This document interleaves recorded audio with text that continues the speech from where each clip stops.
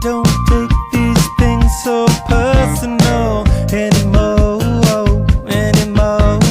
I don't think it's irreversible anymore. Somebody hooted and they hollered, can I buy your vow? Don't let her catch you in the act of throwing in the towel. And when it's not at ease, appears to be the flagrant foul. Can I put my fingers in your mouth before you start to wow? I don't think that it's so terrible anymore.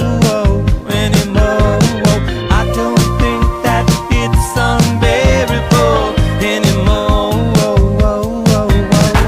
Tell me now, I know that it just won't stop.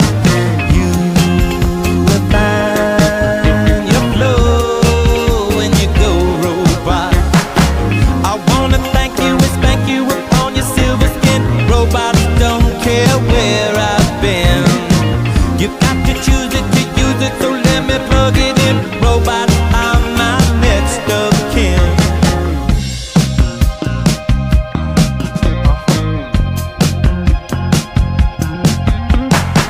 Sometimes I feel like I'm a sentimental trooper. She got so hot, you know she looked like Alice Cooper. I don't think that it's so personal anymore.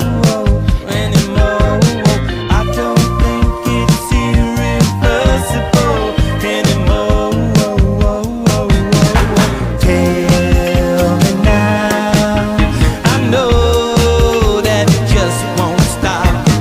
You will find your flow when you go robot.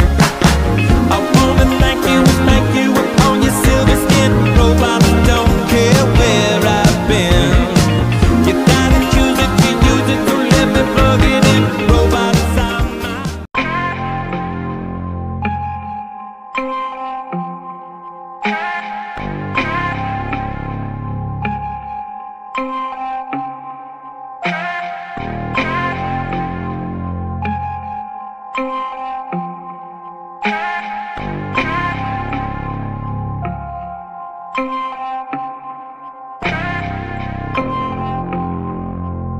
is very important, because let me just tell you right now and up front, the Jews teach that the serpent, the same serpent that persuaded Eve, and then of course Adam, to eat of the forbidden fruit, who said to them, it'll be good for you, it'll give you, knowledge, gnosis, you'll know good and evil. And Eve foolishly did what the serpent said. That same serpent is the one the Jews worship. They said that, well, the serpent was good.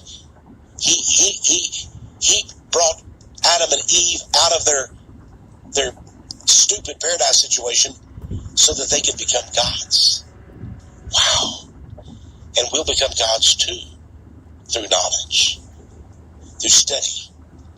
But it'll be easier for us because we're Jews. Our flesh is holy. We're different than the Gentiles. They're like the beast of the field. They're animals. They're cattle. They're the goyim. But we Jews are special. We're so holy. We're supreme. And we worship the serpent.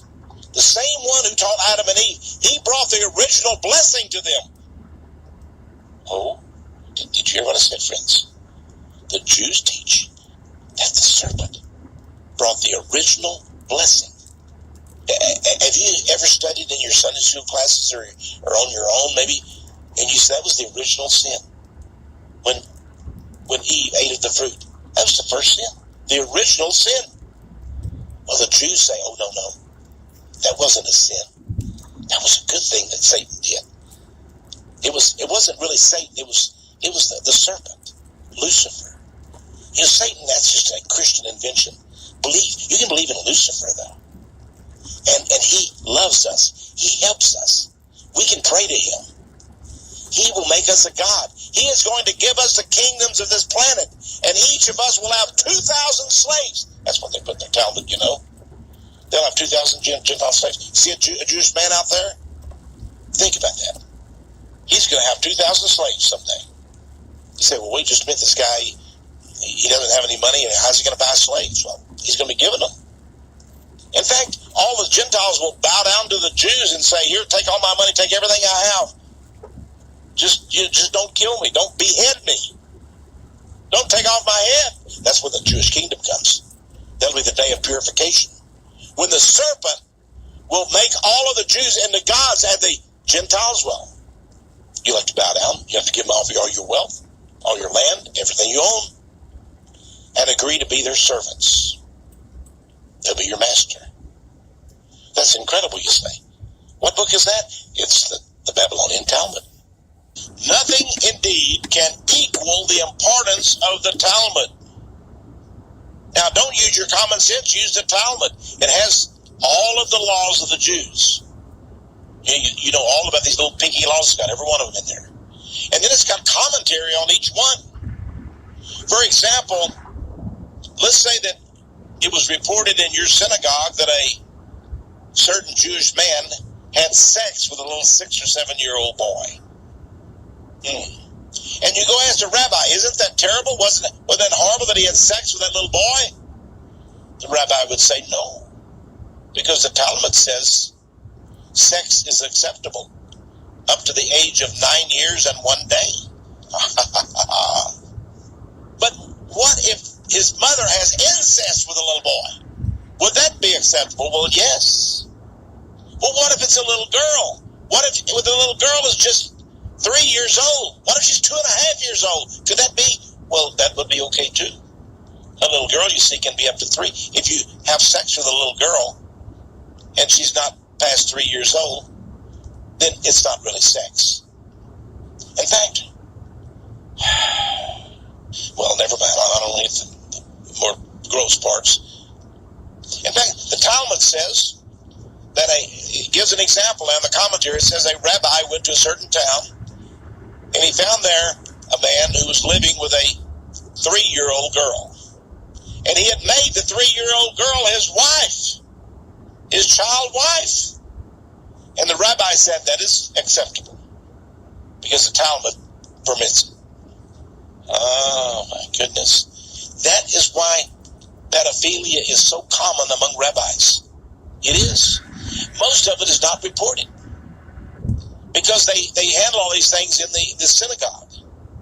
All I can say is keep your little boys from the rabbis. They're perverts. They really are.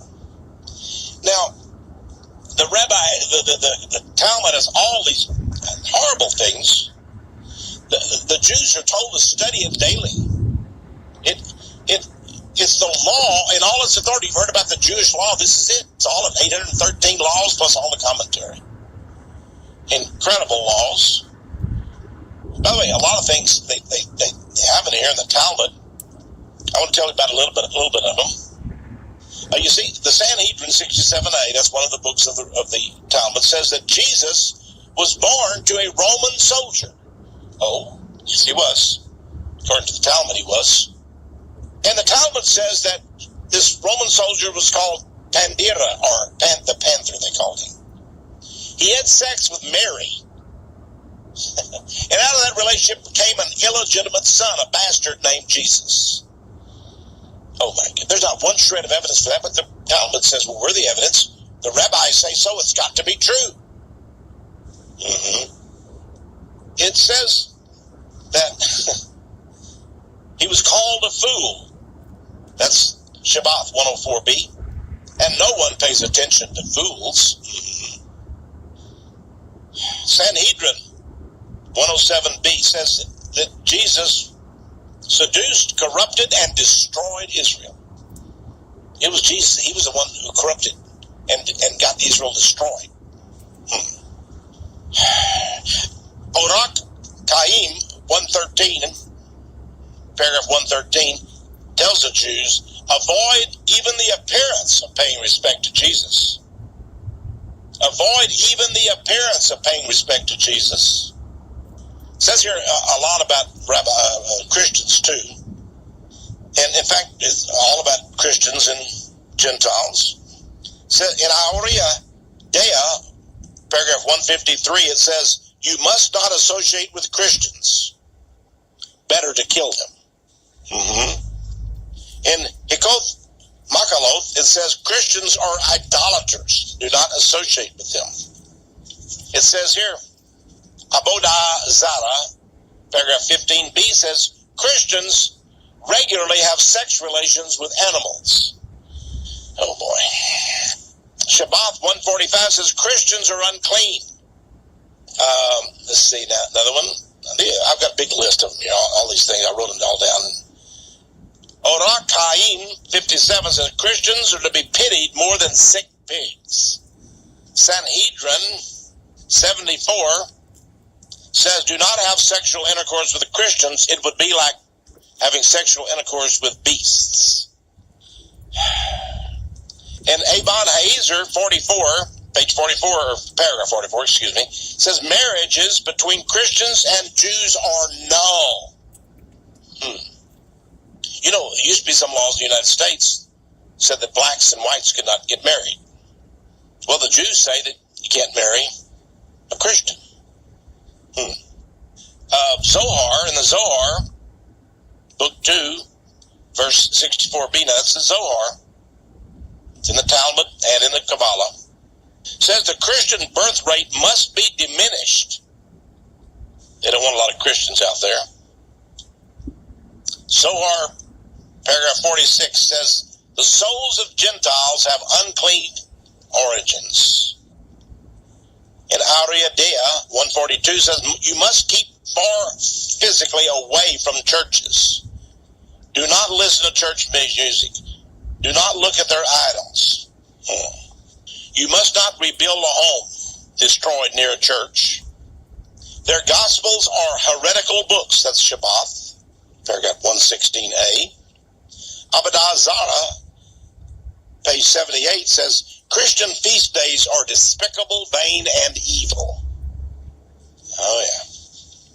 There's a whole list, goes pages and pages here I've got, of just total horrible things said about Christians. Hi, everyone, and welcome to Probot Workshop. I'm your host, the Patrioticrobot, and I'm just thrilled that you guys and gals could stop by here today and watch this video. I'm very grateful for you being here, and without making the intro too long, let's just get into this video.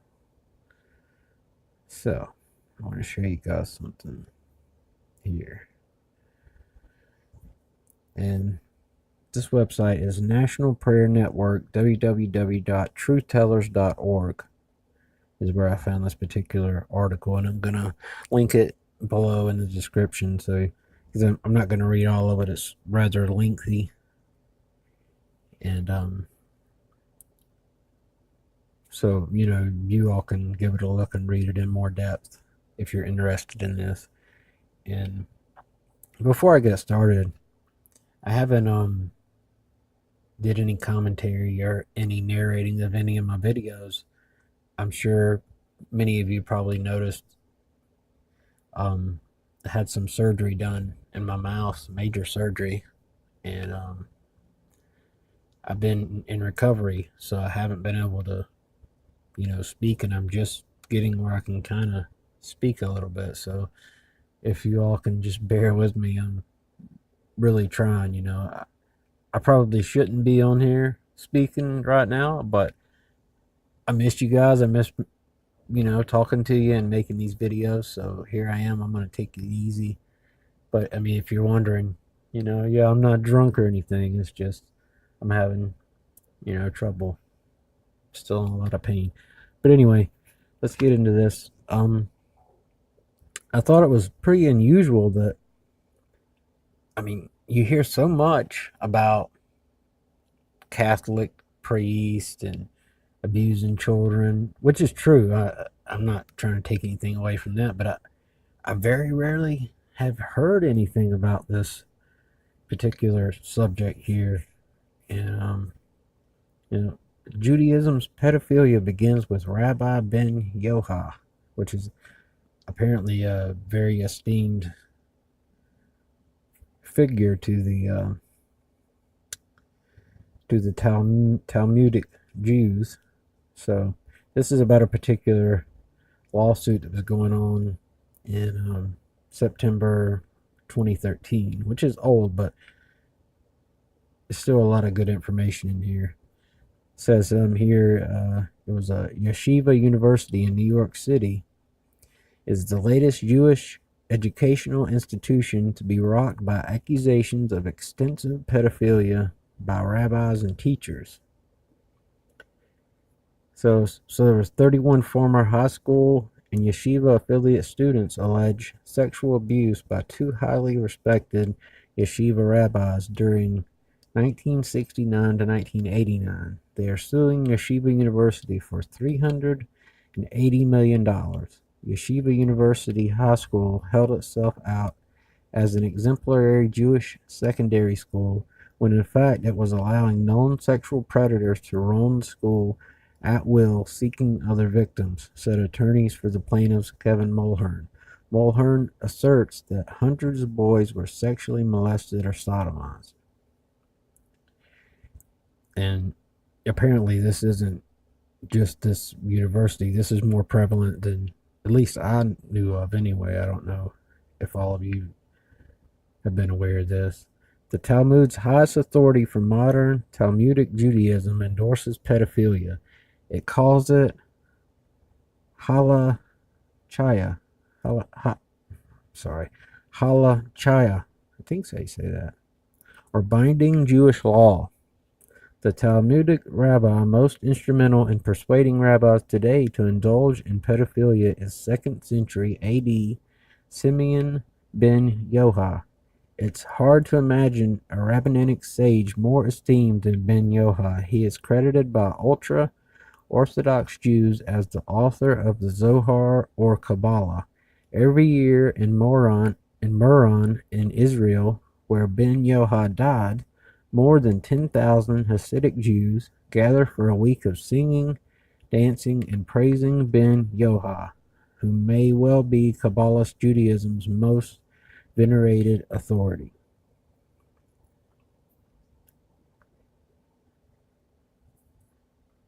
In Orthodox Judaism, the most ancient 1st and 2nd AD rabbis, the Tanaim, are considered most authoritative. This is largely because they lived in Palestine closest in time to the Pharisees, who, originating in Babylon, created the Mishnah oral law, which later became written down as the Babylonian Talmud. Some Tana received greater respect from Orthodox Jews than does Moses. Jesus accused the oral law of making the law of God of none effect, or making it void.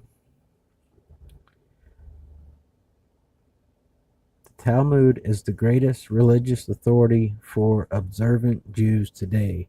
It teaches that when sages of Ben Yohar's statue pronounced new laws, they did so out of the memory of what God had taught them in heaven.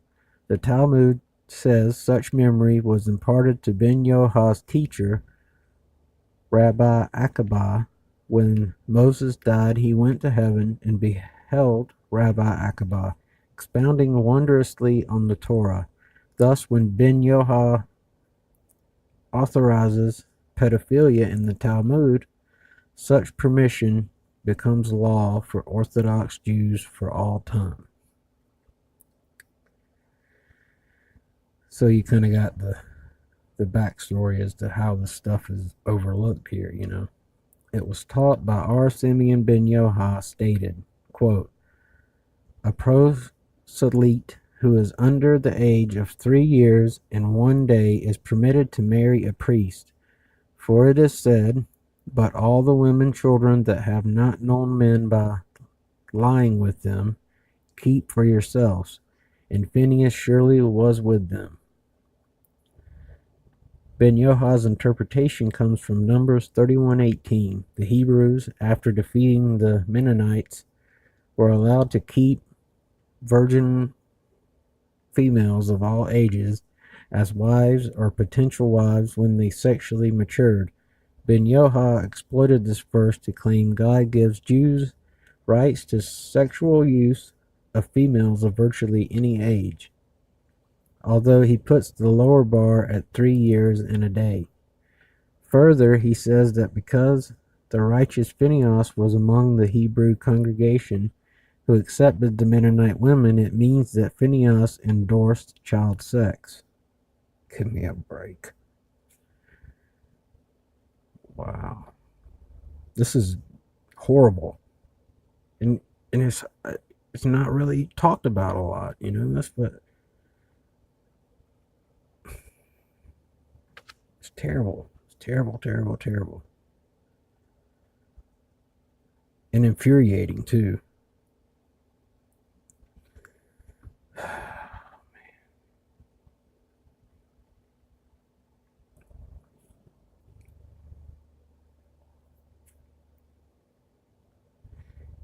An eminent sage goes on to summarize.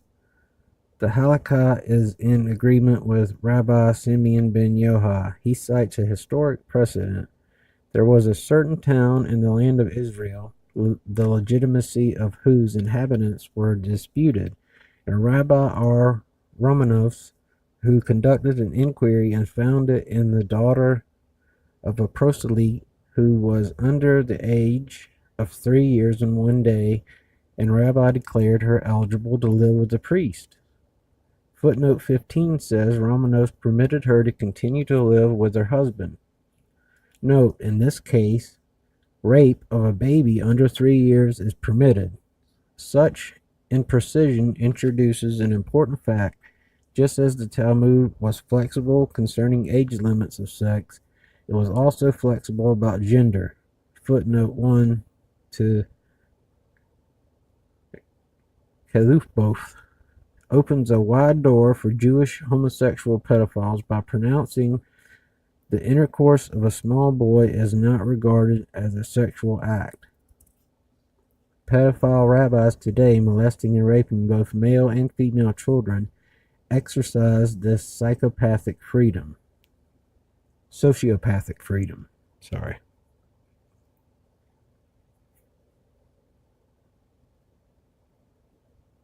So not only are they doing these things, they feel like it's within their rights to do it, which is why this gets covered up so much. You know, because the folks who are higher ups in the school that should be reporting these things, they don't really see any reason to, because it's their God-given right to rape children and molest children. This is insane. This is evil. This is pure evil. That's what it is. Pure evil. Here's some of the actual pages out of the book, which just reiterates what we just said about the 3 years. 3 years of age. But all the women, children that have not known man by lying with them, keep alive for yourselves. And Phineas surely was with them. Consequently, it must be said that Scripture speaks of one who is fit for cohabitation. Cohabitation.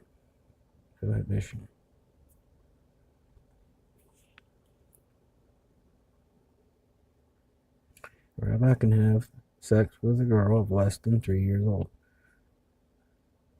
There was a certain town in the land of Israel, the legitimacy of whose inhabitants were disputed, and Rabbi sent Aramus, who conducted an inquiry and found in it the daughter of a proselyte who was under the age of 3 years and 1 day, and Rabbi declared her eligible to live with the priest.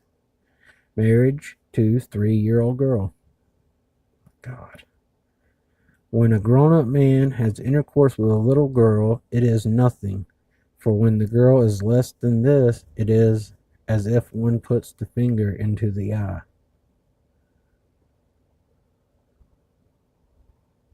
Sex with a 3-year-old girl doesn't impair her virginity.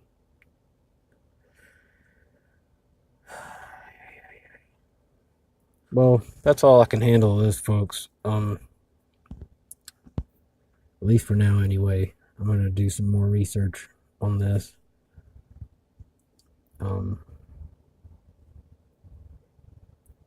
If this is something that you're interested in me doing more videos about, just let me know in the comments below.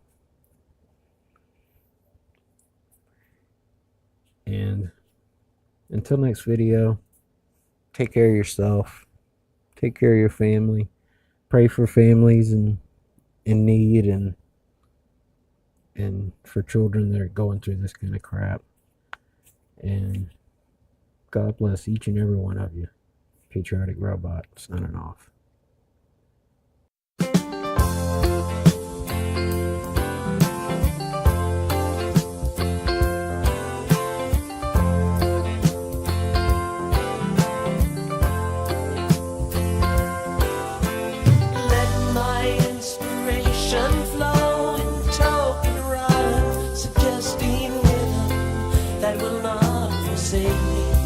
Till my tale is told and done. While the fire lights aglow, strange shadows from the flames will grow, till things we've never seen will seem familiar.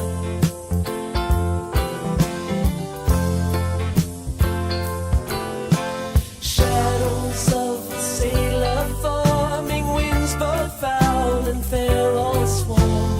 Down in Carlisle he loved a lady many years ago.